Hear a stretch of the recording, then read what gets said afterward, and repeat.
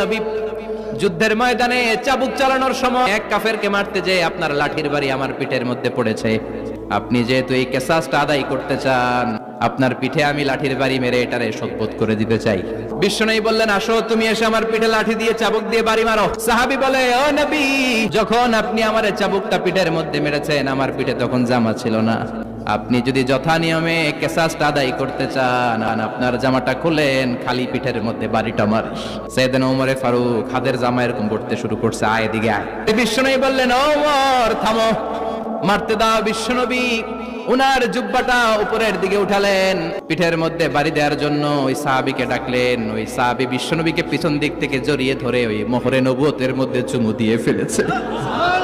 সাহাবী বললেন, নবী গো, এই নাটক করার জন্য আপনি আমারে মাফ করে দিয়েন। অনেক দিনের সাধনা, জল্পনা কল্পনা, আপনার মোহরে নবুয়তের মধ্যে আমার ঠোঁটটা লাগিয়ে আমার ঠোঁটটারে আমি জাহান্নাম